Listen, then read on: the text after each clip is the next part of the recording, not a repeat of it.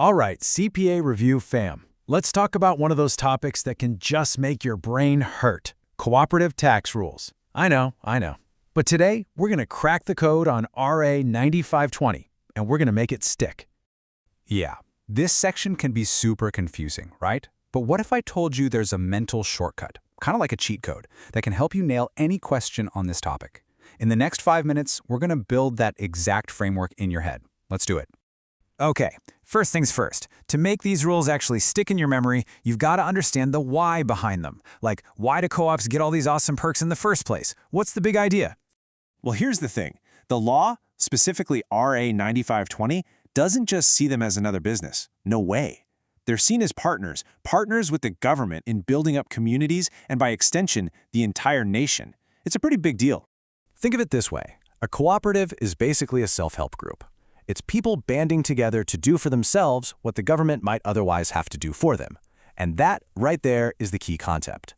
That's why they get the tax breaks. It's a reward for that self-reliance and community spirit. Okay, so with that why in our back pocket, let's get to the how. For the exam, figuring out their tax status boils down to one, and I mean one, simple, big question. This right here, this is the very first fork in the road of our mental decision tree. Your answer to this one question sends you down one of two totally different paths. Get this right, and you're already halfway to the correct answer. Seriously. All right, let's build this thing out. Here's our decision tree for classifying co-ops based on those tax rules we were just talking about. You see? Two paths. Super clear. Path A is what I like to call the easy mode. That's for co-ops that deal only with their members. Path B is for those that deal with members and non-members, and that one has a little follow-up question. Let's tackle the easy one first. Path A. Okay, so for Path A, if a co-op only transacts with its own members, the rule is ridiculously simple. They are fully exempt. I'm talking income tax, VAT, percentage tax, even that 500 peso annual registration fee. The brain hack here is members only, fully exempt. Boom, done. But what about Path B, the co-ops that deal with both members and the general public?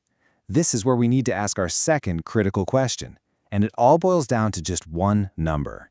And here it is, the magic number, 10 million pesos. Everything, and I mean everything in this path depends on whether their accumulated reserves and net savings are more or less than this 10 million peso mark. Now check out this table. It lays it all out perfectly. If their savings are 10 million or less, guess what? They're treated just like a members-only co-op, fully tax-exempt on everything. But the moment they cross that 10 million peso line, things change. Now pay close attention here. This is absolutely crucial. Their business with members is still tax-exempt, always. The taxability only applies to their business with non-members. That's the key distinction for these bigger co-ops. Okay, so we've nailed the tax stuff. But wait, there's more. Think of this as the bonus round, because tax breaks are not the only advantage these co-ops get under the law. The law actually hooks them up with a whole bunch of other privileges, like they get first dibs on supplying things to government agencies. They can even skip the line, get exempted from bidding on certain government projects. It's all designed to give them a leg up and help them succeed in their mission. Now, hold on.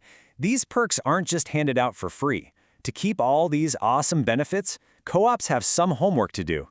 They've got to get a certificate of tax exemption from the BIR, stay in good standing with the Cooperative Development Authority, and, of course, file their tax returns and financial statements.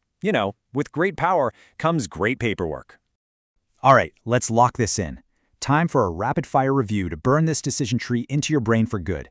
This is your ultimate LCPA brain hack. You ready? Step 1. What's the first question you always ask? Who are they doing business with? Members only, or both? If it's members only, what's the answer? Fully tax exempt. End of story. Move on to the next question. If the answer is members and non-members, that's your trigger. What do you check next? That 10 million peso line. And here's the final piece of the puzzle. Below or equal to 10 million, fully exempt. Above 10 million, they're taxable, but only on the non-member part of their business. That's it. That's the whole shebang. So look, the real win here isn't just memorizing co-op rules. It's about learning a way of thinking. You just built a mental model, a decision tree. Now the real question is, what other tough topics in your review can you apply this same kind of logical approach to? Start using this framework, and you're not just studying, you're strategizing. And that, my friends, is how you ace the LECPA.